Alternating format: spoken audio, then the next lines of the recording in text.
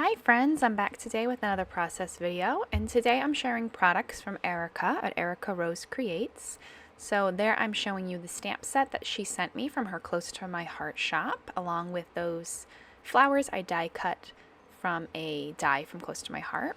And then the other products I was showing you was the PinkFresh Studios collection that she sent me in a mini kit. So in her store, ericarosecreates.com, she has mini kits with lots of popular and new manufacturers, and it comes with a selection of papers and some of the embellishments. So this was one, I think it's called Happy Blooms. I might have that name incorrect. I know it was from maybe about a year ago, a PinkFresh Studio collection. It's absolutely gorgeous. And she sent me the 6x6 pad for this collection, and that's what I die cut those flowers out of. And I used 3 of the 4 flower die cuts that came in that die cut metal die set. I did not use the largest flower. It was just a little too big to go with my design. And so you'll see me later on layer those flowers up. You'll get a closer look. And I was able to get all 3 out of one 6x6 paper. So here I am adding some stitching to the border of my white cardstock. That is the base of my layout. I did trim that down 1/2 inch off each side so that I can mat it with a pattern paper, and it'll have a 1/4 inch all around. There we go. And then I decide to add some ink splatters to my layout with a Distress Oxide. I think it's Kitsch Flamingo. So you'll see that coming up in a couple minutes. And today I'm scrapbooking 2 photos from my wedding, and these were photos that were taken by guests at the wedding. So I've been scrapbooking my professional photos from my wedding in 4x6, which is a little bit different for me. I typically print everything in 3x4, but I wanted the focus of my wedding layouts to be on the photos. So at this point I've only done 1 layout with my professional photos. But all of the photos that were taken either by myself on that day or wedding guests, I just printed out in 3x4, and I plan to make just fun layouts with them, not necessarily matching, whereas my professional photos, I kind of want them to all match and flow together in the album.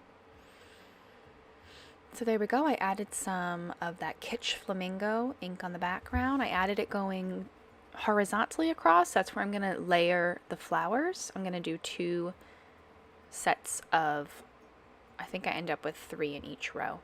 And then I also did a vertical sort of stripe of the ink as well to kind of give almost like a cross look. So here's those flowers that I die cut. And this was a metal die set, like I said, from Close to My Heart. It also comes with a piece that you can die cut to make a center for the flower, but it was a little too dimensional, so I did not include that. Instead, I put some Scrap and Happy Studio Flair in the center, and that's actually their canvas flare that I end up using. Or I put a circle sticker. And so here I debated which way I wanted to assemble the flowers, if I wanted to layer them up on top like I have with the blue, or if I wanted to offset it like I have there with the pink. And ultimately I decided to offset them. And that glue dot, I didn't press it all the way down, and so I was able to kind of wiggle it around. So there we go. And then for this first one, I do pull out this paintbrush and I curl the edges, but ultimately I don't really do that with all of them because I just didn't need that much dimension. I just needed a little bit of a lift, and so I sort of just put my finger or maybe the paintbrush under the petals and kind of lift it up. I did this recently with another layout that I shared where I had scallop borders going down the page, and underneath each scallop border I did take the time to lift it up, and it gives some nice dimension. And it does hold in the album, so it's not like that dimension flattens when I put it in the album. So here I pulled out some circle stickers to put in the center of the flowers. This one that I'm working on now doesn't actually end up going in the blue. It goes in the purple one. I decided to do some color matching. And I pull out a Scrap and Happy Studio canvas flare to put in the center of this blue one. There's a blue butterfly in this set, which the butterflies go perfect with my theme here. You'll see in a little bit I type I stamp a title that says New Beginnings, since this was right after we said I do at my wedding. I thought that title was perfect. There we go. putting them together. And you'll see here I have 8 flowers, and once I lay them all out on my layout, I realized that with the photos, it's not going to all fit, so I end up taking 2 out. So here I'm sort of getting the design laid out. I didn't put anything inside that green flower or the floral because I thought it was going to sit underneath my photo, and ultimately it does not. And so I do end up adding something to the center.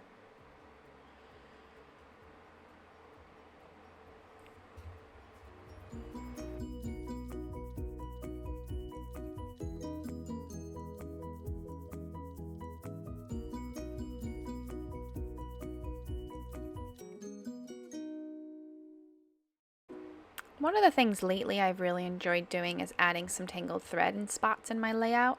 And one of my favorite spots to put it is underneath some flare. And that's what you'll see me do here. Now I consider putting it down with glue dots, and I wish that I had used the glue dots over the liquid glue that you'll see me apply, because the liquid glue takes quite a while to dry.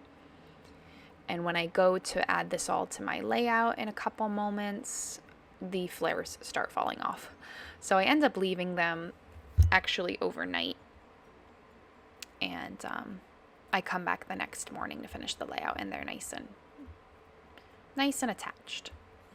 So here I'm gutting this piece of green paper. It's just too pretty to waste behind the layout. And then you'll see I'm going to add double-sided adhesive to each of the sides. And I would definitely not suggest this 1/2-inch tape. I think it was too wide. I end up wrinkling the white paper. It doesn't get laid down flat, which really frustrated me, but I made it work. I think 1/4-inch tape works a lot better.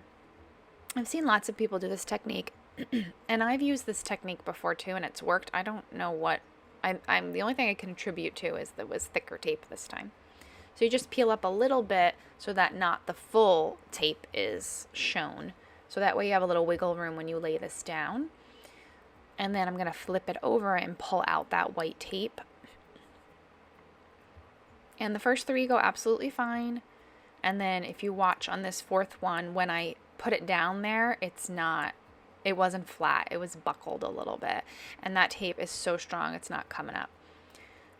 And when I try to lift it up, it just sort of, it doesn't come up. It just rips the paper, and you see there it's starting to wrinkle the white. Somehow I got it to lay a little flat. Don't really know how I made that work, but I did. I went with it, and I knew the flower was going to cover up any wrinkling that might have happened in that spot. So here's where I end up adding some more adhesive, and I haven't yet figured out all 8 flowers are not going to fit. So as I lay them down, if I want to include photos in this layout, I have to remove 2 of them. So I end up replacing that bright pink with the green. I don't use the bright pink. And I think I don't use that light pink floral.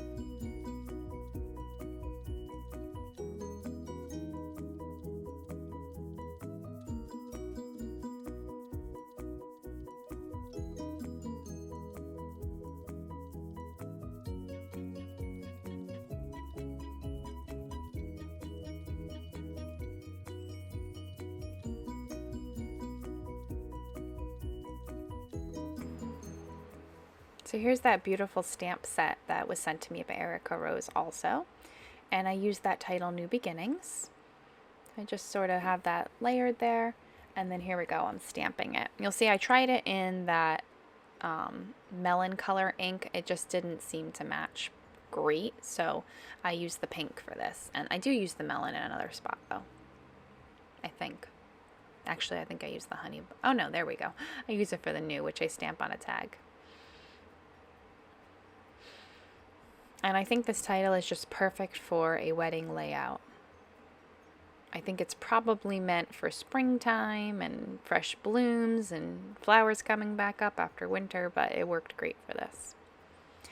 You'll see I used an orange mat underneath my layout when I was stamping, and I like the cushion of that for stamping. It just gives you a crisper image. I also always, when it's a new stamp set, I'll take the stamp and rub it against my hand just to get the coating that might be on it from manufacturing, and I find it stamps a lot better there too. So I add a double layer of foam on my photo so it sits well above the flowers and other things, and I am trying to use up this non-sticky backed foam, which I find to be sort of a pain because you have to put your own adhesive on both sides, but I was down to just 3 sheets of this left. I needed to stock up again on the sticky backed foam, and so I'm making myself use it before I pull out the new sticky backed foam that I did purchase. Okay, so getting those photos down, I trimmed the thread a little bit. Usually I don't worry about the ends of the threads when I am making my thread clusters, and I trim them down once I get them on the layout. So I'm going to pull out this puffy frame, and I'm going to tuck it behind the photo, and I leave a little bit of room above it, above my photo, and I put a word phrase in there.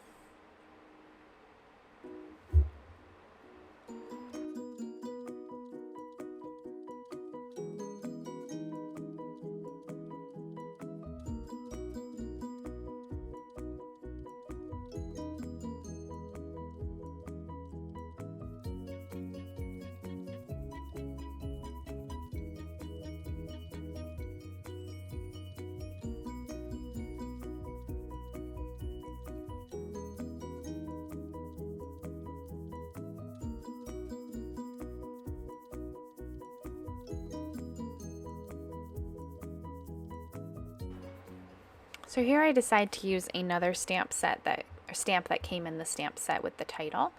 It's a little flower, and I'm using that gorgeous yellow ink that Erica did send me as well. And I'm doing some second generation stamping where I ink it up, stamp, and without re-inking I stamp it again. And it gives just a nice variety in your stamps. You have some that are darker, some that are lighter, and you're getting that all from just one ink pad. And you'll see I'm just adding a few little bits and pieces around the layout, some puffy stickers, some other stickers, and tucking them in and around here.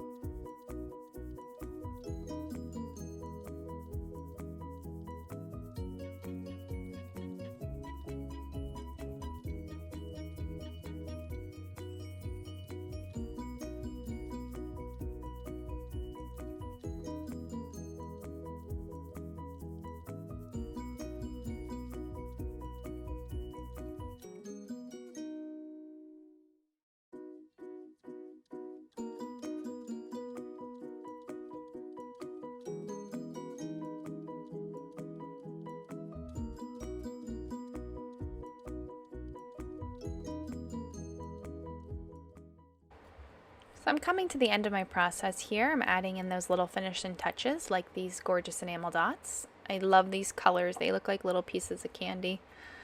And I end up doing 5 clusters of 3 with the enamel dots. And I like to do my clusters in groupings of odd numbers. So at first I've got just 3 clusters, and then I do end up adding 2 more to balance it off. I hope that you enjoyed this process video, and you will subscribe to my channel. Give me a thumbs up if you liked it. I am looking to make some more process videos. I've had some requests for that.